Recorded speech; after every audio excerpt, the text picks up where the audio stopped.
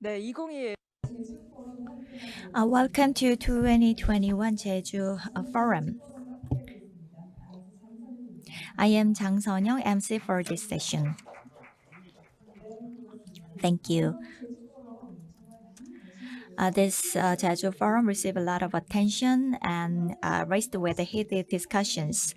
And this session will also discuss very timely topic. At the moment, the world is discussing the COVID-19 and the global economy. We are going to discuss introducing country ranking of economic resilience score. I would like to introduce our speakers. The first speaker is Mr. Jung Seung-chul, the researcher of Jeju Peace Institute. Please welcome him with a warm round of applause.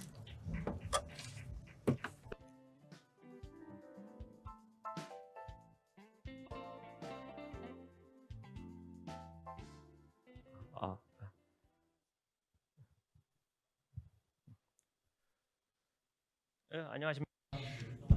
Nice to meet you all. I'm the research director of Jeju Peace Institute.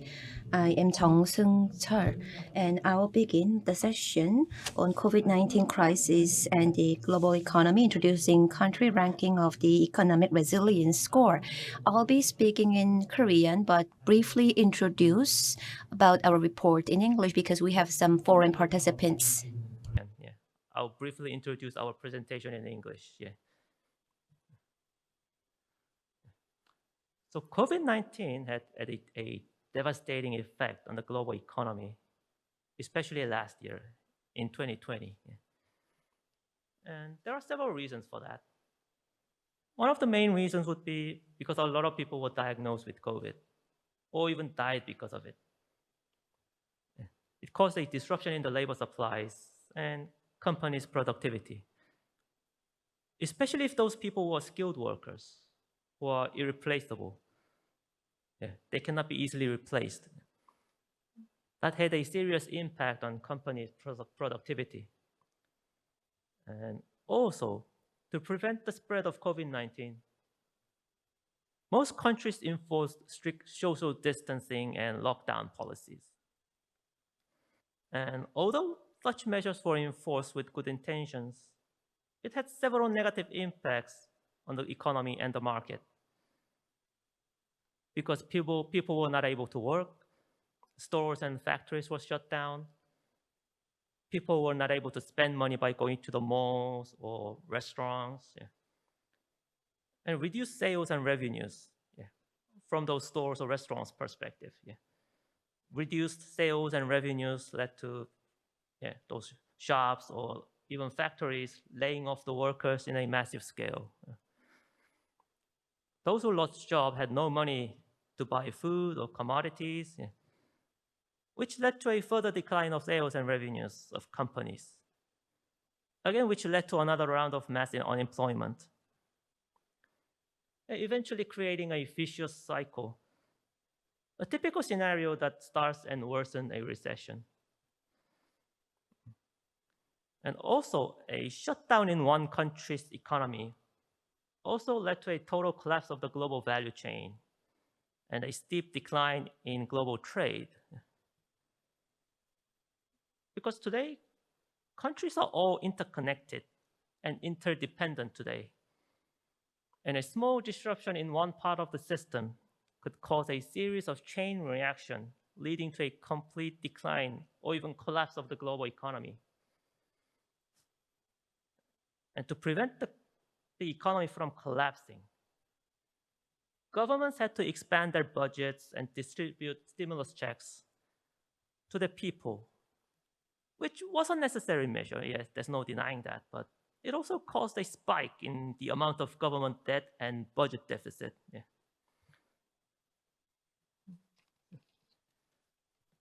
So everything looked so grim in 2020. There were uncertainties and people had no idea when we would reach the end of the tunnel. Yeah. But the night is darkest just before the dawn. Yeah. And hope was not lost in 2021. So when high-income countries succeeded in developing vaccines and started distributing or exporting might be the right word, because actually those developed countries are not distributing those vaccines for free. But anyway, those developed countries started distributing vaccines around the world. And well, there's a huge imbalance in who got vaccinated and who didn't. And a lot of people in developed countries got more than one shot already. They're waiting for the second shot. While people in middle or low income countries are yet to receive a single dose of vaccine yet. Oh, but today we're not trying to make a normative argument about imbalance and inequality today. And well, it will take time until everyone in the world will get vaccinated, but we started to see hope that humanity will be able to return to the pre-COVID days when things were normal, like the good old days. And a lot of countries started economic recovery, although it might be premature to say that recovery is fully back on track. And still, the fact that economic recovery has started is good news. Well, although recently there are signs that COVID variants are spreading already. But countries are showing different recovery speed, and some countries are recovering fast while others are lagging behind and stagnating. Then which countries exactly are recovering fast? Which countries are recovering slowly? So JPI researchers, including myself, Dr. Lee Mei-yong and Dr. Yu Ki-eun, try to find out which countries are the biggest winners, who survived the dark days and started to jumpstart their economy again to the pre-COVID capacity, and which countries are still struggling and failing to escape the quagmire they are caught in. So we try to rank the countries' performance and resiliencies. So to find out, we created two indexes: the Economic Performance Index, the EPI, and Economic Resilience Index, the ERI. And we aim to measure how economically resilient a country is when it is hit hard by COVID, whether it had the ability to minimize the impact and absorb the shock and start bouncing back. There's a favorite movie quote that I want to share with you all. It's from the movie Rocky Balboa, released in 2006. In the movie, Rocky tells his son, "It's not about how hard you get hit. It's about how hard you can get hit and keep moving forward." This quote is going to be the very essence of today's presentation. Okay, I'm gonna go back and start using Korean again from now on. 그 발표 소개를 간단히. So I have briefly introduced about the background of my presentation, and I will be now speaking in Korean to report to you about our report.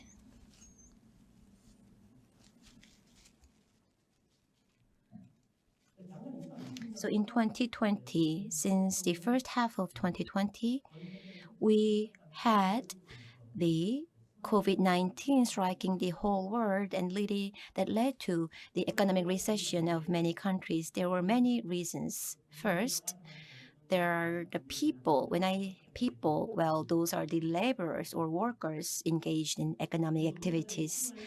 And when they were confirmed with COVID-19 or when they died of COVID-19, there were disruption in the supply of labor, especially if they were skilled workers who cannot be replaced, and if they are confirmed or dead from COVID-19, then the production of companies can be disrupted, and that leads to negative impact in the national economy. On top of this direct impact to contain COVID-19, different governments have introduced the lockdown, social distancing, and various quarantine measures, and that led to the distraction from the normal business activities.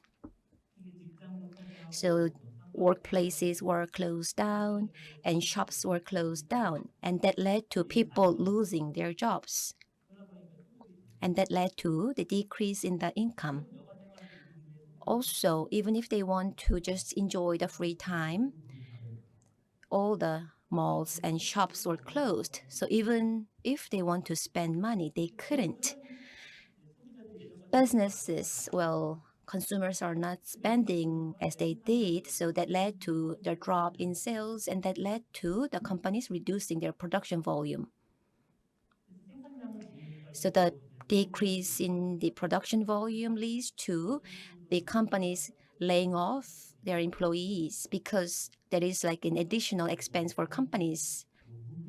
So many companies decided to give the long-term leave without payment to their employees, and these people, they had no income, so they couldn't spend their money in the market. So that led to additional production cut of companies, and that also leads to additional unemployment. So that is the traditional vicious cycle that we can see in recession. So the government has set the urgent emergency budget to allocate the aid to the people. Of course, those are the important and required actions, but that will come back to us as the the national account deficit. So that is happening in almost all markets around the world. And also that disrupted the global supply chain and value chain. Today, all the companies and countries and markets of the world are interconnected. So it's not something that is impacting a single market or a single company, but one thing that happens to a single market can have repercussions all around the world. So when something happens in Korea, like financial crisis, that can affect other markets. And for COVID-19, it struck various markets, almost all markets at the same time. And the economies that are depending on the international trade were struck very hard. Of course, there is no market that is not depending on the international trade these days. So we can say that all markets, without any exception, were struck very hard by COVID-19 in 2020. With the economic recession, many people, for temporary period of time or a permanent period of time, had to go through economic difficulties, and that led to some signs of economic, political, and social disability.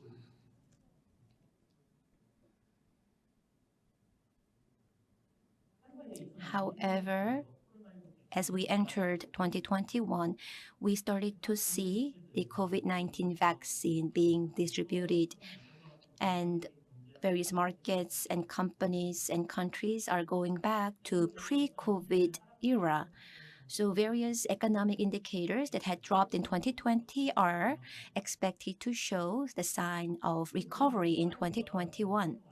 Of course, COVID-19 is not completely over. We cannot be complacent. It will be affecting the economy negatively for some foreseeable future. And in some countries, we are seeing the COVID-19 variables, which is making us to be on alert. Still, we can have some hopes because if you watch the TV broadcast at the basketball court or baseball court of the U.S., you can see people cheering and supporting for those teams without any masks on. So at least like 20 or 30,000 supporters are watching those games. And by the second half of this year, most of the citizens in advanced countries will have their vaccination completed. And in some European countries, they are saying that if you're vaccinated, then you can just take off your mask outdoor. Of course, people are saying that you should not make any urgent decisions about that, but we are seeing some signs of going back to the COVID-19 era. Last year, many countries have spent their budgets for the disaster aid to their citizens, and people are worried about the possibility of inflation due to the current account deficit of many governments. And some experts are saying that in the US, we have a lot of cash flow, so there is the risk of inflation, and the Federal Reserve might raise the interest rate. So those are some predictions made by some experts. So very cautiously, though, from various markets, we are seeing positive predictions. And as such, at the Jeju Peace Forum, we have analyzed which countries will recover and rebound fast in 2021 and which countries would not be able to do so. So we have looked into their economic performance index and economic resilience index.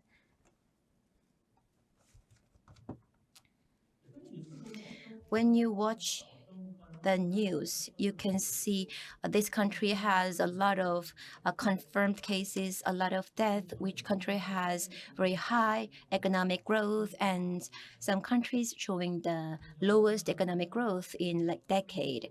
And some countries had the worst unemployment or the worst export. What we tried to do was not to look at those scattered indicators separately, but to combine them together to come up with an analysis on the economic performance of different countries that were struck by COVID-19 and which one are showing resilience. Even if a country has high economic growth rate, it doesn't mean that the country is recovering fast from COVID-19, because economic performance or economic growth is just one aspect of the economy. So even if you have high economic growth, maybe that could be due to the additional budget setting by the government. So it's just like a temporary healing or bandage for COVID-19, and it might leave a long-term harm on the government's finance. So we have to look at more factors than just one economic indicator to have a comprehensive view on the national economic power. We here call it the economic resilience index. Why do we call it a resilience?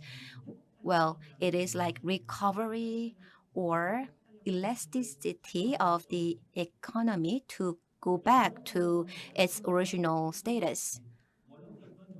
That term existed even before COVID-19, but this started to come into the highlight with the COVID-19.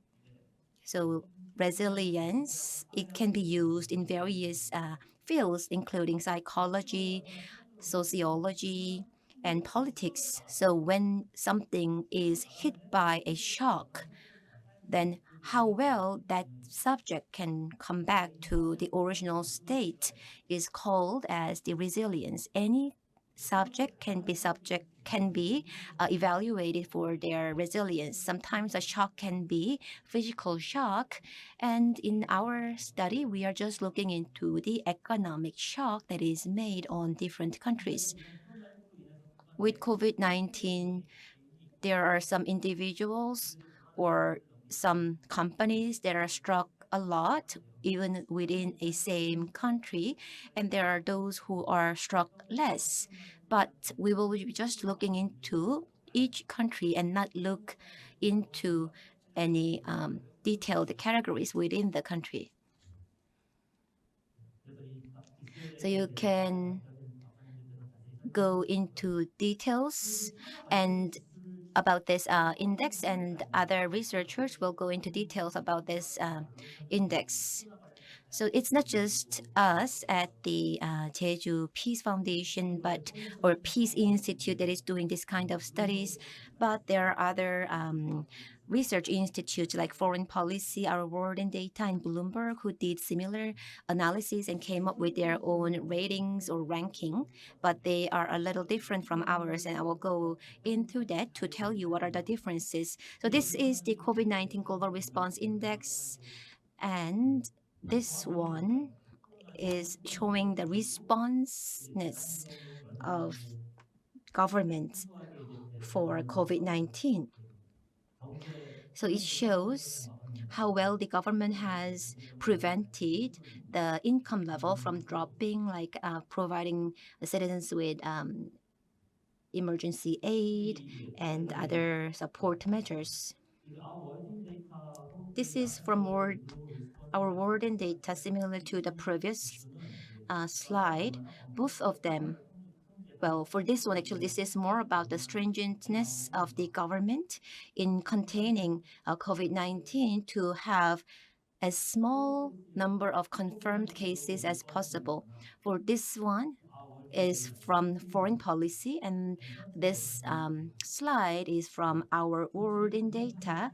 And the more strict the government's measure is, like a lockdown and social distancing and quarantine, well, then their rating would be higher.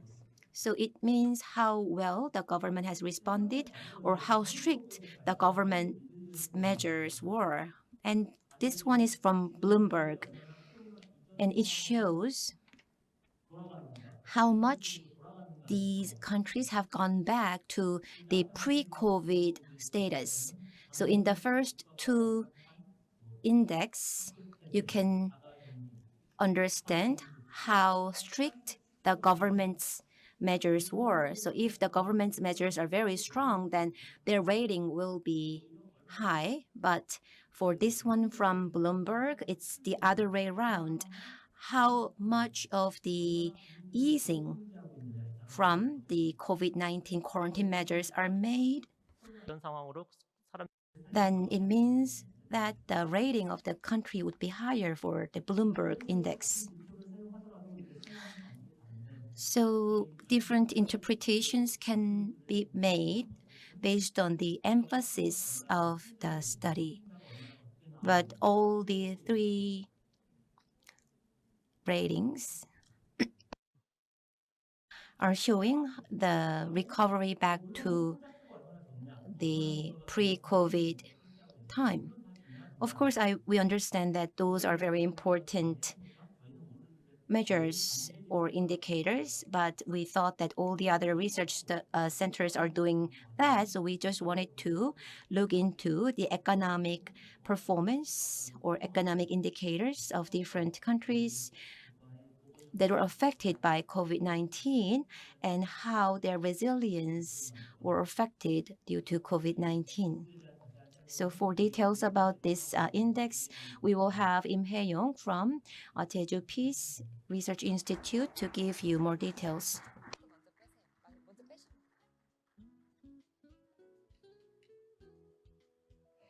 네, 고맙습니다. Thank you.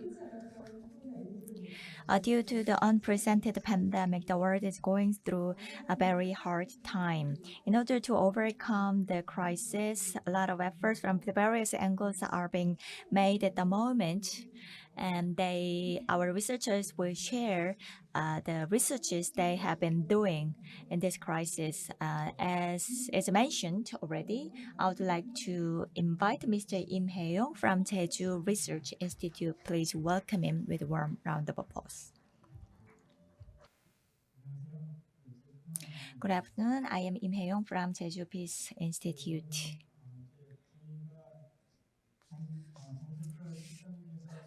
Mr. Jung set the tone for our presentation.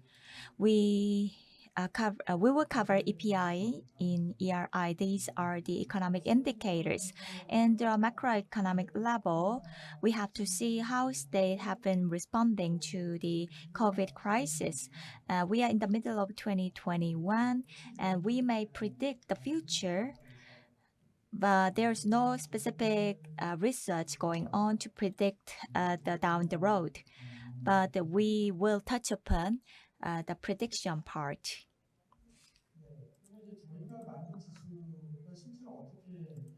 Now, let me explain how our quotient were constructed.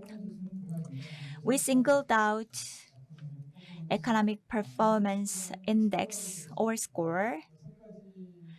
It includes 6 parameters: GDP per capita, investment. We calculated a proportion of investment in GDP. Capital formation has to do with investment, and the unemployment rate, gross government debt, how much the government debt would account for in GDP, and current account. Current account tells export and import, and the price index. These are the basic elements to calculate EPS. The difference between EPS and ERS is this.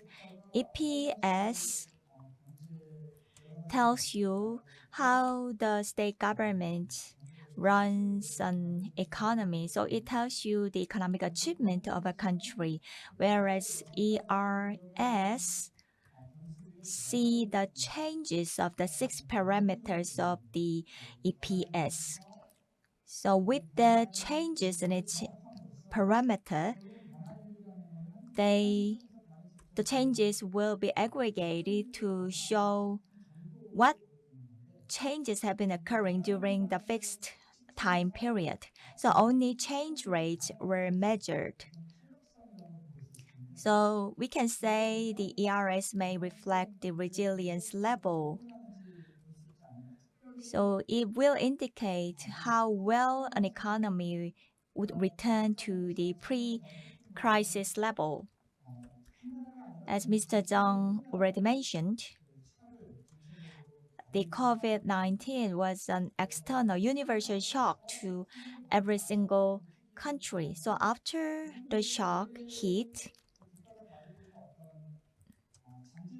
the impacted countries would show some impetus to return to the pre-crisis state. So basically, ERS shows the movement of different economic parameters. So it would measure the power of resilience of each state. The source of data is always important. So what inputs would be used to create a certain outputs? The most reliable economic data will be coming from IMF and World Bank. So for this particular research, we used the most updated World Economic Outlook data from IMF. This data set has a good quality because they also have the outlook data for 2021. So our report is focused on this year, 2021.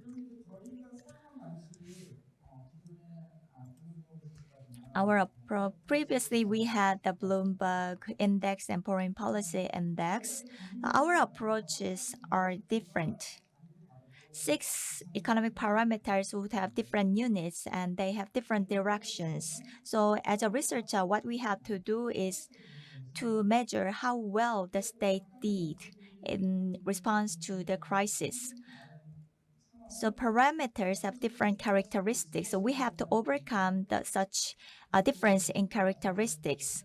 And at the end of the day, we have to assign the ranking to our indicator.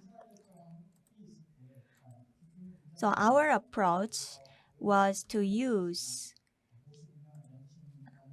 what decided our approach to use was how to make a decision among various situations. Actually, 20 to 30 approaches are available. Among them, we selected technique for order preference by similarity to ideal solution, which is top 6. These approaches would choose the most ideal parameter between the most ideal scenario and the worst scenario.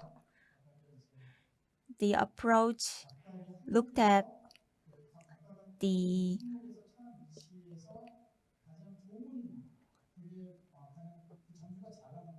best scores and the worst scores of states, and then this approach is calculate the gap between the highest and the worst, and then for this approach is applied to 6 parameters and then aggregated the value.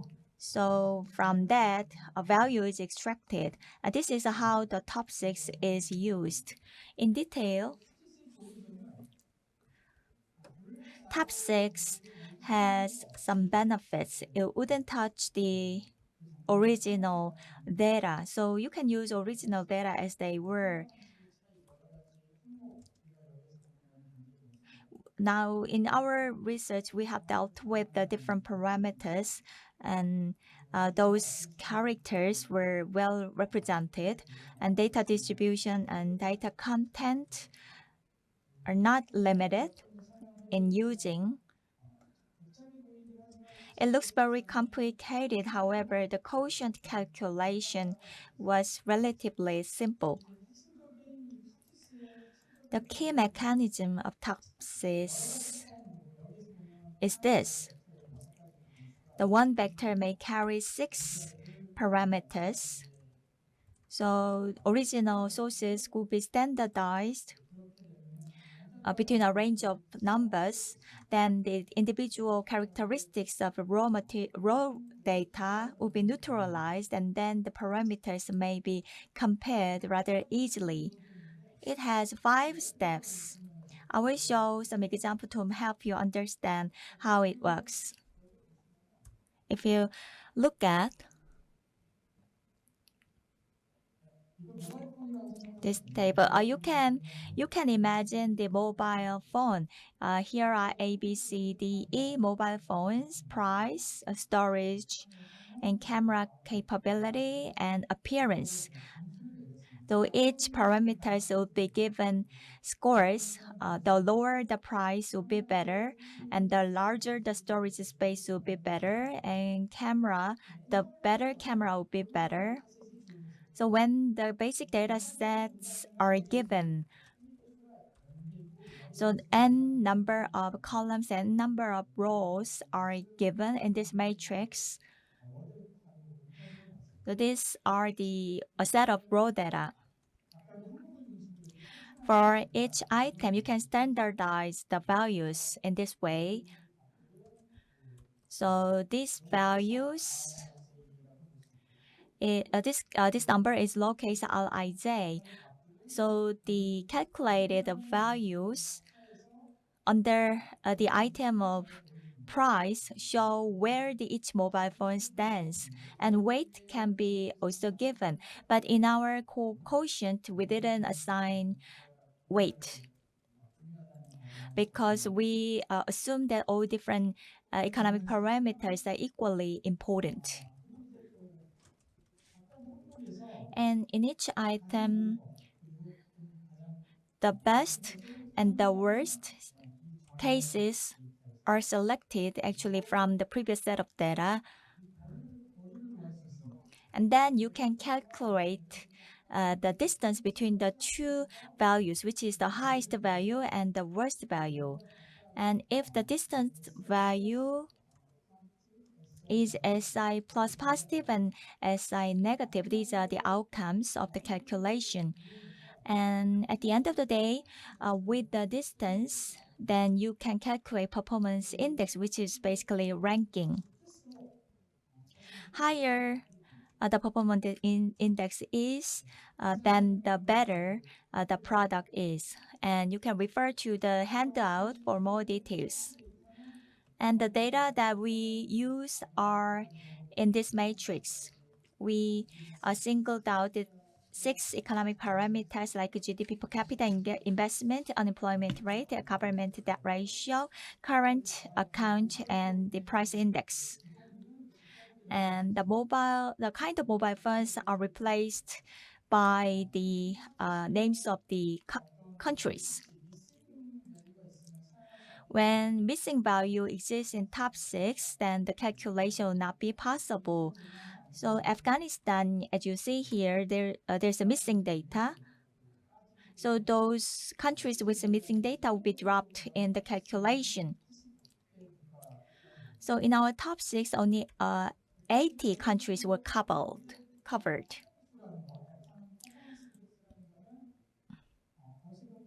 In terms of economic performance index, you can see the economic soundness, stability, and productivity of a certain country. And economic resilience would cover or measure how much and what changes have been made in economy. And ERI is more to do with economic resilience. COVID-19 is external shock, and all the countries will move in the same direction to recover from the crisis.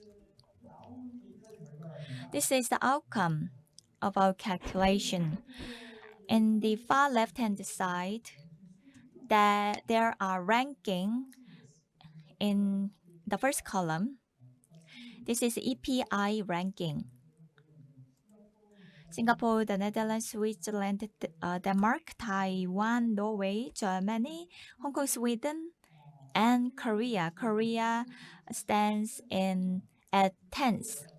So this is reference point. Actually, we use the value measured between 2017 to 2019. 2020 and 21 are in the COVID situation. So we have to calculate the pre-crisis level.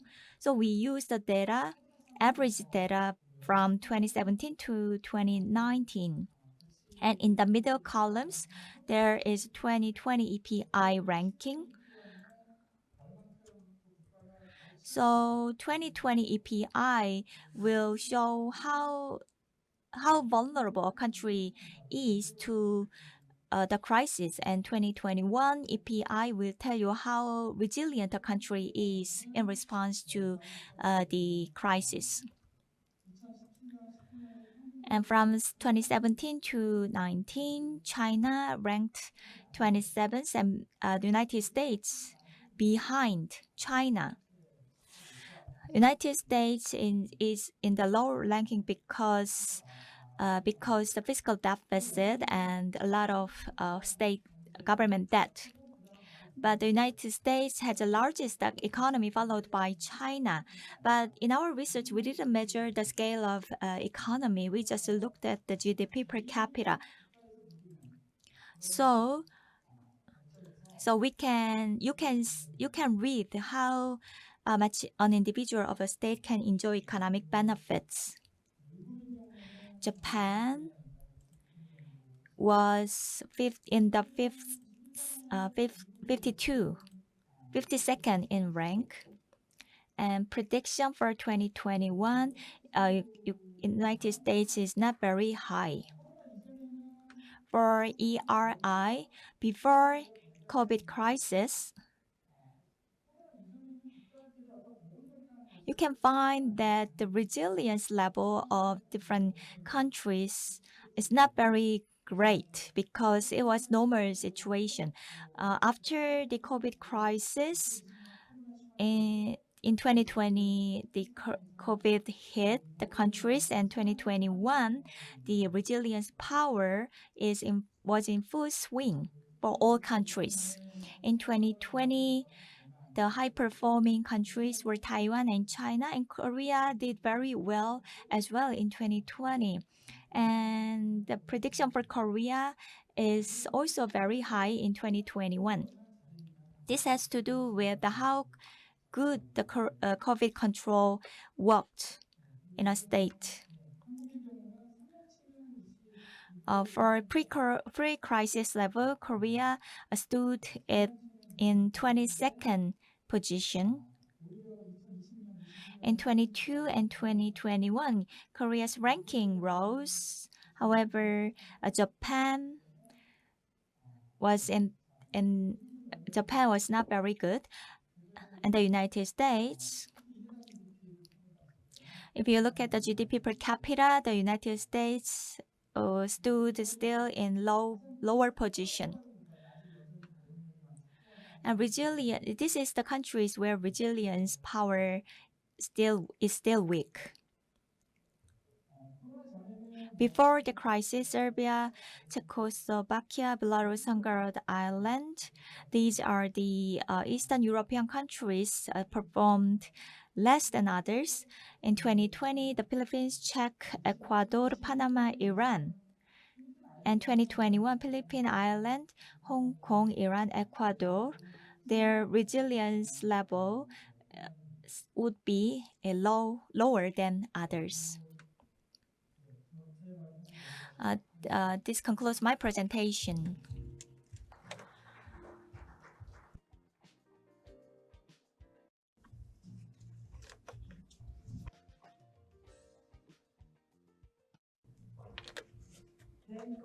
Thank you very much for the presentation.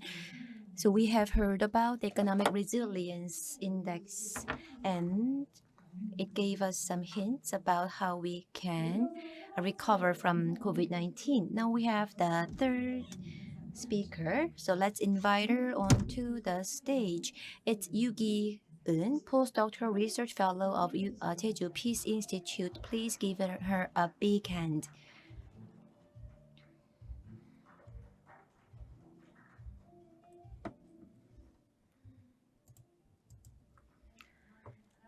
Nice to meet you all. I am Yoo Gi-eun from Jeju Peace Institute. So from now on, I'm going to talk about the ratings of different countries in terms of their resilience. So as the previous speakers have talked about, we look into these indicators to see how different countries react to external shock and how fast they recover from those shock. So our index, both of them are based on the impact of COVID-19. And as you all know, there was no single country that was left out of the COVID-19 shock, but some of them were struck hard and some of them were less hit. So we wanted to see whether the number of COVID patients have some connection to their economic recession or slowdown. So you can see what is the relations between COVID-19 and the economic performance. So on the right side, you can see the number of COVID-19 confirmed people per 100 population. So that number is based on the statistics from the first half of 2020 till May this year. So higher the dots are, it means that the patients or confirmed cases are bigger in those countries. And you see those dots, blue dots, and that is the international average of COVID-19 confirmed cases per 1 million. And on the bottom, you can see the economic performance average of these countries that was previous to COVID-19. So that is between 2017 until 2019. So if you look at the vertical blue dots, then if they are standing on those dots, it means that their economic status did not change before and after COVID-19. And if they are standing far away from that dot, that vertical dot, that it means that they have moved a lot. So if they're on the left side of the dot, it means that their economic status have fallen after COVID-19, and if they are standing on the right side of the dot, it means that their economic status have improved after COVID-19. Can you find any orders in this graph? Well, you can see there are 4 sectors, and if the countries, you can see many countries located at the bottom right side.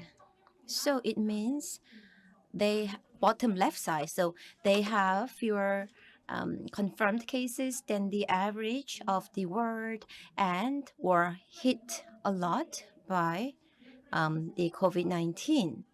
But beside that, you cannot see any correlations between economic impact and the number of confirmed cases. So there are some countries that had a lot of confirmed cases, but maintaining the same economic performance or showing even stronger economic performance. And there are some countries who had few confirmed cases, but still their economic performance dropped. And what you can also find from this graph is about the number of confirmed cases for free democratic countries and authoritarian countries. So there are many studies on whether the number of confirmed cases have any relations to their political regime. So green dots refer to the democratic countries, and the red ones are the communist or socialist or authoritarian ones.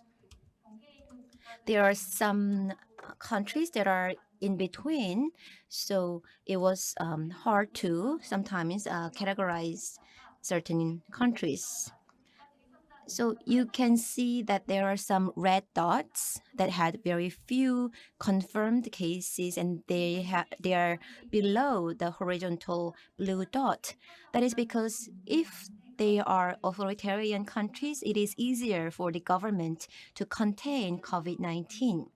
So in the authoritarian countries, they just declared the state of emergency, and they just enforced the quarantine measures. And for violators, they can impose fine or put them into prison. Those strong measures are taken. So that's why they have a stronger containment, and they were more effective in containing COVID-19. So you see so many countries here. So we categorize them by region. So here you see the countries from the American continent. It shows the number of COVID-19 confirmed people and their economic performance. And you can see the US and Uruguay located in the left top side. So you can see the US had a lot of confirmed cases, and their economic performance also dropped by 14 and 15 respectively. And in case of Brazil and Colombia, they are located on the right side of the graph. So they had many confirmed cases, but they are maintaining about the same economic performance as they did before the COVID-19. And you can also see at the bottom right side, Canada, Ecuador, Mexico, and Chile, and they showed stronger economic performance than prior to COVID-19, especially for Chile. Their confirmed cases per million is the 5th in terms of the more they had a lot of confirmed cases. It was top 5 in the American continent, but their economic performance was very strong. It was stronger than before the COVID-19. Next is for the Asian continent. So you can find 3 characteristics here. First, you can see the Asian countries here, and all of them had lower than average confirmed cases. And second thing you can find is that the green dots, Korea, Taiwan, New Zealand, Indonesia, they were very effective in containing COVID-19, and they are democratic countries. So that is comparable to the democratic countries of the Western world. They are very different from those countries of the Western world. So if you look at these countries, you can find democratic countries located on the top side of the graph. And here you can see that Asian democratic countries were very successful in containing COVID-19. And also for the rating, economic rating, you can find Thailand that has dropped a lot, and Iran that also dropped by about 10 ratings. And other than those two exceptions, most of the Asian countries are maintaining about the same economic performance as they did before COVID-19.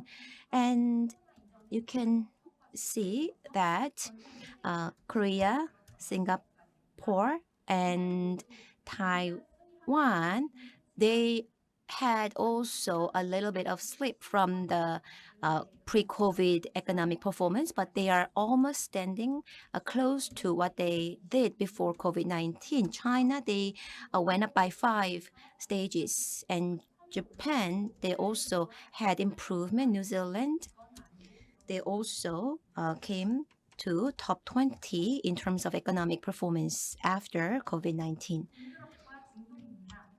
And this is the East Europe and Middle East, Azerbaijan and Russia and Belarus. Those are authoritarian countries. They had lower than average confirmed cases.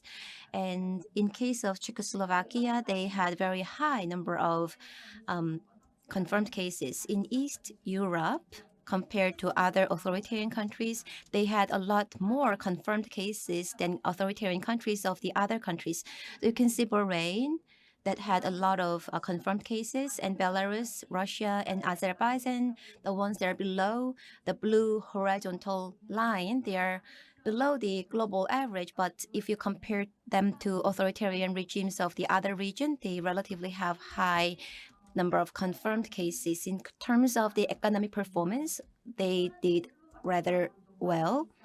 Slovakia, Moldova, Poland, they had serious outbreak of COVID-19, but they had improvement in their economic performance. This is for Europe.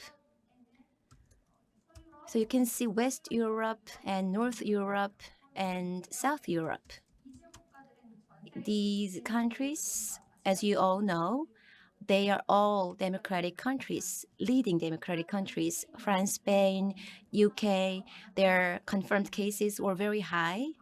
And France and Spain, they had dropped in their economic performance, but in case of the UK, they are maintaining the same economic performance as they did before COVID-19.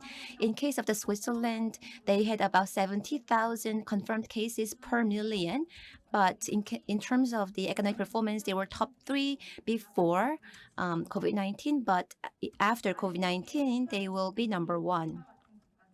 You can see Norway and Finland, and they had lower than average confirmed cases. And if you look at Finland, they had the hike in their economic performance. And it was also the case for Norway, although the increase was smaller than Finland. Next is regarding the resilience index. So the interpretation is almost the same as the previous slides. You can refer to details in our booklet, and for details, we can go into more details during the discussion session. So this is the summary of the presentation.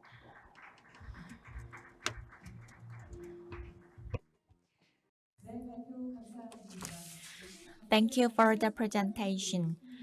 The ranking of EPI and the current economic situations have been very well depicted. Thanks to the presentation, we were able to see what's going on in the world. Lastly, I would like to invite Mr. Jung Seung-cheol back to the stage for summary. Please welcome him back to the stage.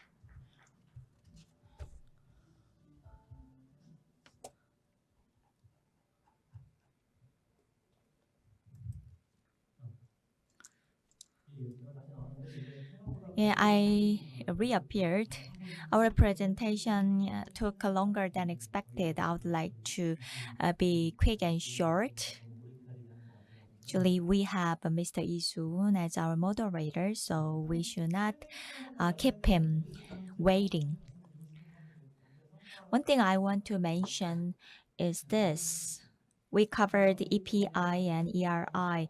These two indicators are measuring two different situations. The rankings of the two indicators will be very different. The ranking themselves will be very different. One country may stood in the 10th position, and in the other index it could be the first. If the country rose to 10 steps, then the 10% will be increased. If the country was 1 and the difference is 0.2, that means 20% increase. So the proportion of improvement is very different in these two indicators. So for ranking, I will skip the ranking part. Korea, in terms of EPI and ERI, Korea did very well. And Korea stood very well before and after the COVID crisis. And Korea's resilience power is also as good as others. So we created these indicators. Then the question is how to use it. There are a lot of ways to use the indicators.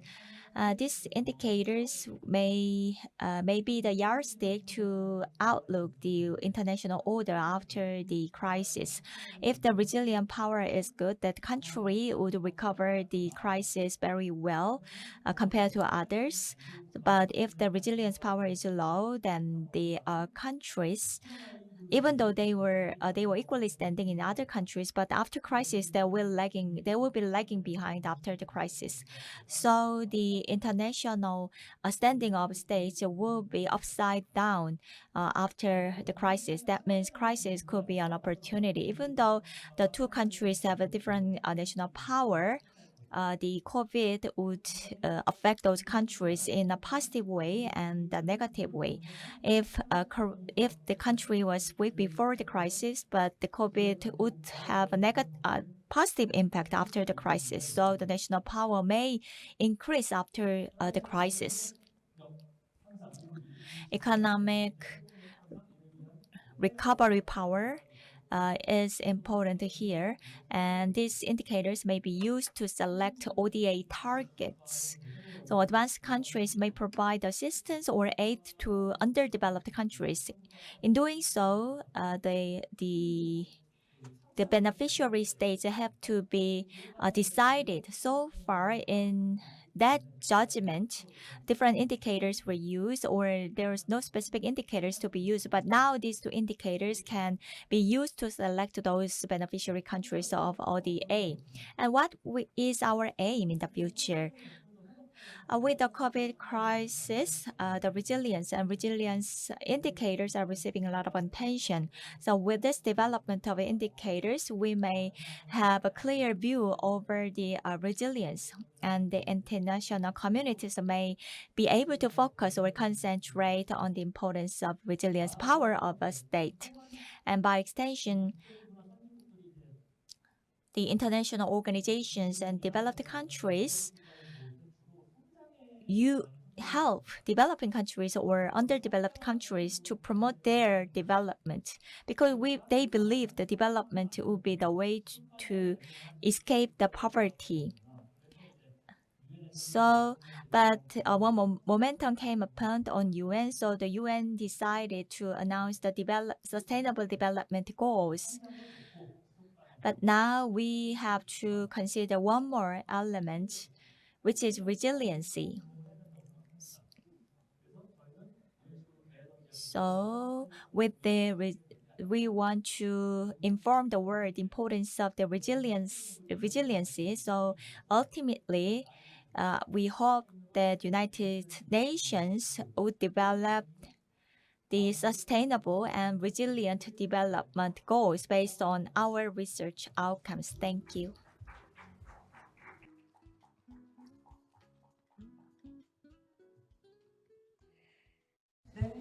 Thank you for the presentation. So I could see how we can utilize those indicators you have published. And now we will have more in-depth discussion about those two indicators. So we will be setting the stage for the panel discussion. So we will have a short break and then come back for the panel discussion. 자, 그럼 이어 So let's go into the panel discussion. We have the moderator and speakers, and I want to ask all of you to come onto the stage and take the seat. So this session is about the COVID-19 crisis and the global economy, introducing country ranking of the economic resilience score. So we have heard about the scores during the presentation, and now we will have the panel discussion. So for the moderator, we have the former ambassador Lee Soo-hoon, who is the chair professor of Gyeongnam University. So the moderator Lee Soo-hoon will proceed the panel discussion. Nice to meet you all. I am Lee Soo-hoon and I'll be moderating the session. So if I keep my mask on while making remarks, I feel very stuffed and my messages are not properly delivered. So well, when I see others doing that, I see nothing wrong, but I think I'm very sensitive and my voice is maybe not clear. So when I keep mask on, people don't understand me properly. So I want to ask you to understand me taking this off. So we heard the three researchers making presentations about their study that they did at the Jeju Peace Institute. It was very interesting and I was so enchanted by their presentations. So we all know about the impact of COVID-19. There were some human impact, like number of confirmed cases, like number of people who died of COVID-19, what kind of quarantine measures are taken. Those were our daily focus.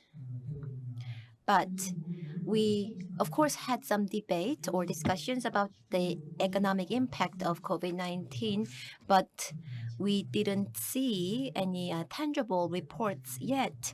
So we wanted this presentation was a very objective analysis that is based on tangible data, and that was very significant factor of this study. So how much impact was made? Well, that was interpreted in various ways on the media.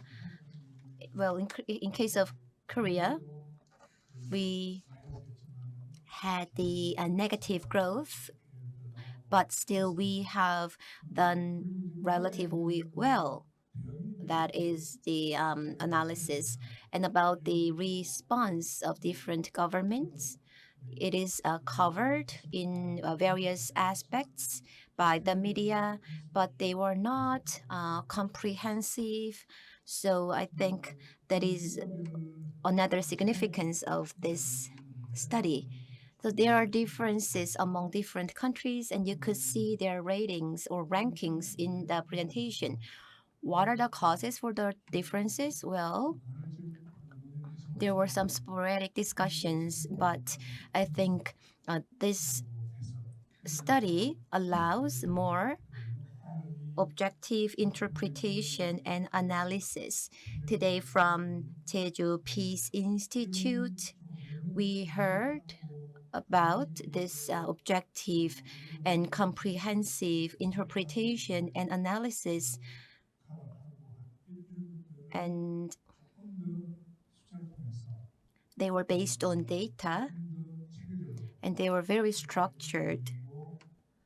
So that kind of interpretation, and they tried to find a pattern in the rating. So I think that's very meaningful. So for the panel discussion, I will be asking some questions to the three researchers and then have them answer the questions. And then also I will open the floor for Q&A. So if any of you have any questions, you can use the Q&A time we have later.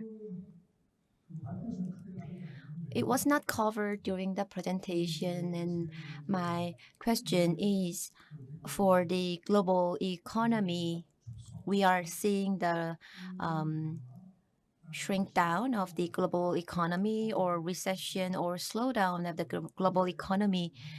And some are predicting that it is going back to normal, or rather, maybe we can also have some economic expansion. So we have, of course, always have up and downs in the global economy.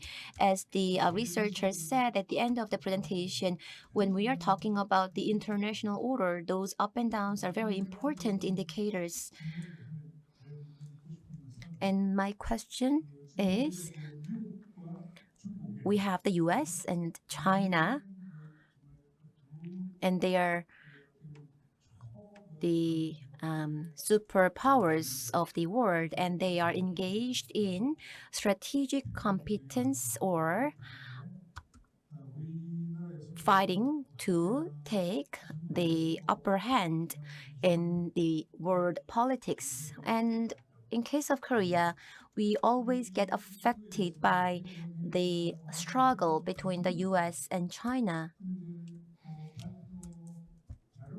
When I read the booklets you have provided us, well, I could see where China and the US were located on different graphs. So maybe any one of you can tell us where China stood in the graph and where the US stood in the graph. And from that, can you give us some hints on how we can forecast the future of the global economy? And please tell us the gaps or differences of these countries currently is similar or different by certain amount, and how you expect the gap to be in the future, whether the gap will widen or it might narrow down in the future, or to which direction in that graph you think China or the US would go in the future, or whether you expect China to exceed the US at certain point of time.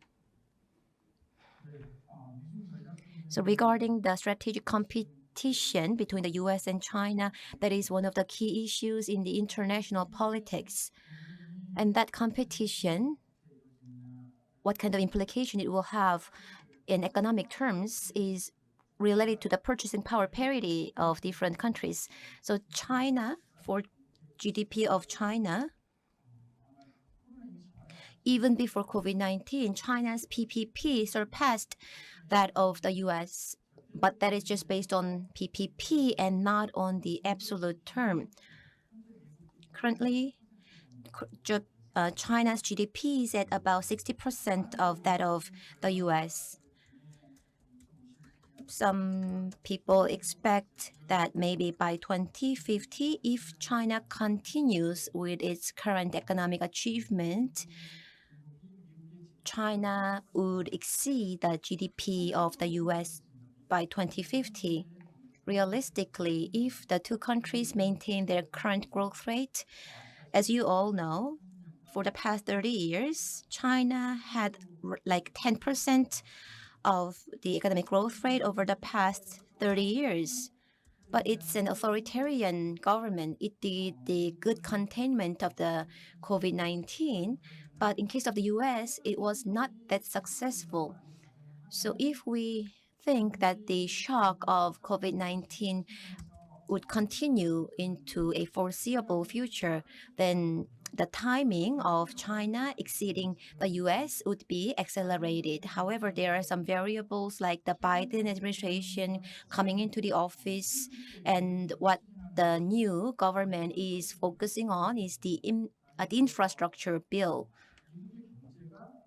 So that can be like an impetus or a foundation to recover the US economy.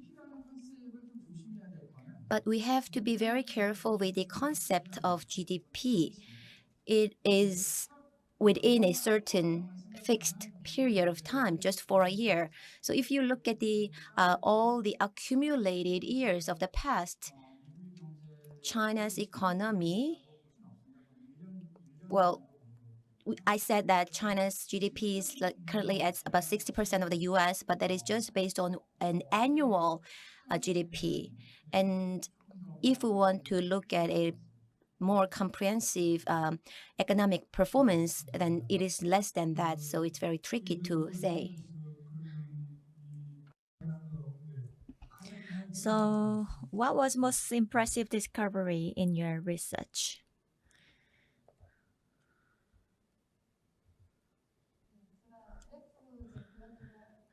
I showed graphs. I compared the regional performance. We wondered why resilience power would be different by region. There could be many other reasons, but the one thing is that the political regime. Authoritarian regimes are said to have a good response to the crisis. However, there was regional difference, even though the countries are the authoritarian. So dichotomic division between democracy and authoritarianism does not apply. Even though an Asian country is authoritarian country, but Asia has a new democracies. We have to look more into the state. But one thing clear is that Asian countries responded better to crisis, and they have a stronger resilience than others. And in terms of Western European countries, even though they are more authoritarian than other countries, they were vulnerable. They remained vulnerable to the COVID-19. So during your project, which country did you find to be the biggest affected by COVID-19, or which country had the biggest blow in its economic performance due to COVID-19? Any of you can answer? Well, we didn't look into individual countries. That is something we need to look into in the future per case. I can't give you the answer, but East European countries were struck hard and their resilience were weak. And for economic performance or resilience, well, we had disruption in global value chain, and export was affected a lot. So the inflation we are seeing now is not from demand side, but rather supply side. So we had some inflation coming from COVID-19. And we didn't do a detailed analysis into each one of those factors. That is something that we would be doing from now on. If that's the case, Then what about this?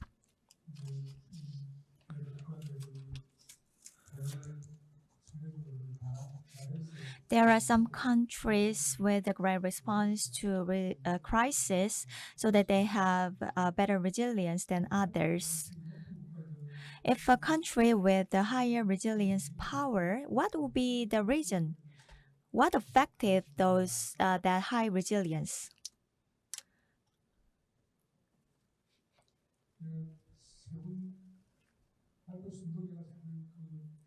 I don't remember the order of presentation, so let's be natural in our conversation. If resilience power is better, that means the country is quick to respond to a crisis. 2020 and 2021 is different. In 2020, resilience means less vulnerability.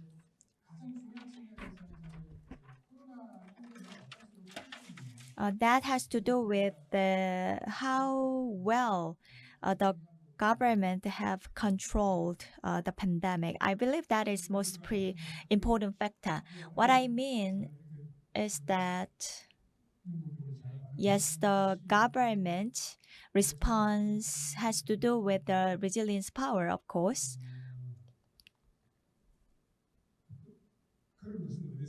Then what would be the reason for the good response? If you compare Korea and Japan, Korea responded better than other countries. And I remember that Japan has a higher resilience score. There are a lot of scores, so I'm not sure whether my memory is correct.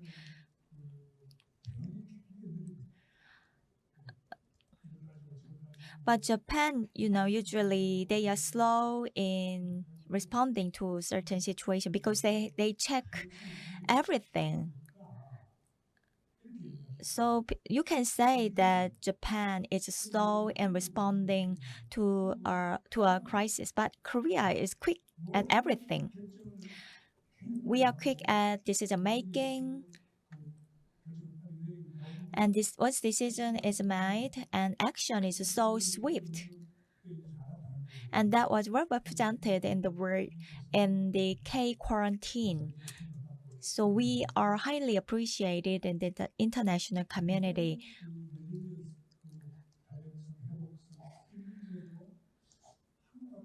In terms of economic resilience, I think that Korea has been quick.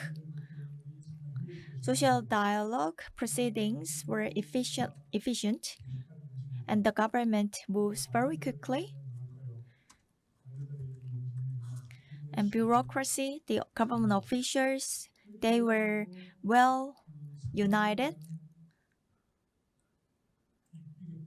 So all the stakeholders were very quick to respond to a situation, unlike Japan. But if I look at the outcome of the research, but it's not well reflected, the general situation is not well reflected in your research. It's hard to say the clear answer to your comment. We are dealing with numbers. So we extract a lot of data from the macro level situation, and then we are moving into the concrete case studies. But our habit is to deal with the big picture, but we do not have insight as good as much as you. So first, our research was about making readers, and the code analysis will be followed up in the future.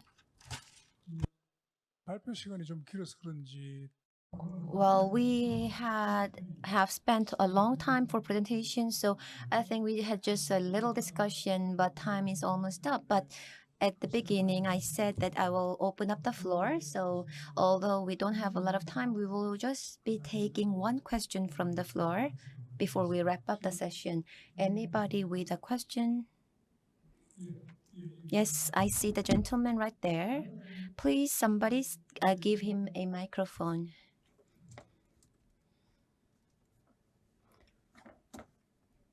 예, 마이크 있네요. 예. Yes, we have the microphone here. So, can you please be brief? So, you talked about this concept of resilience. So, that is going back to normal as fast as possible. And that can also be interpreted as adaptation to the new reality and providing technological or educational support to adjust to the change. So it's not a question, but my comment rather. And as Ms. Yu Gi-eun showed us, some countries had high resilience and some had low resilience. And I could see that most of the countries who had gone through disasters or risks in the past, they have the previous experience. So I think their resilience was high. And do you have any statistics or data that would be supporting my analysis? Yes, that was such a great point. So if a nation has experienced a crisis, they must have some difference to those who have never experienced those crises in the past. But for our study, we have not done any controlled analysis.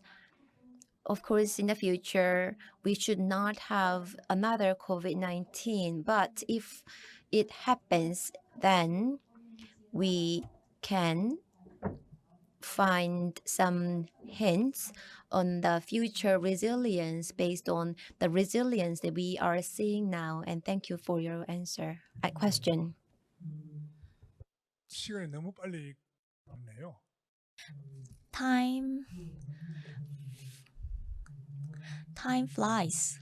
You would have a lot of questions. I'm sorry that I couldn't give you opportunities to ask questions. Now time is up by now.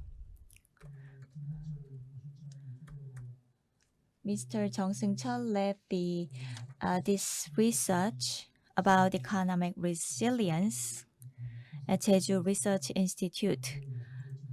As I said in the beginning, this research was very interesting and very significant project. I would like to ask you, Jeju Peace Institute, to continue to do such a research. So I hope the institute would expand the coverage of research in the future as well.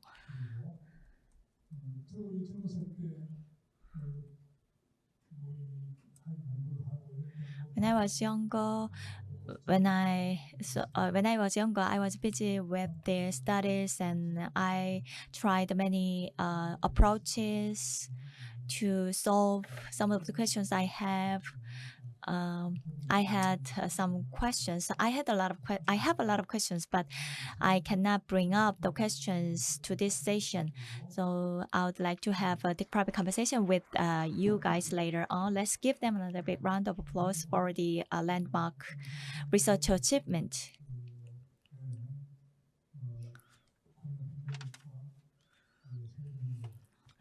This session was about COVID-19 crisis and the global economy, introducing countries' ranking of economic resilience score. This concludes this session. Thank you. Please give them a big round of applause. We had Lee Soo-hoon, the moderator for the session. Thank you for your time. So it was very interesting to hear to the presentation, and I think your study would serve as a great foundation for us to recover from COVID-19. So this is the wrap for the session. Thank you for your attendance, and we will have a short break and then come back for the next session.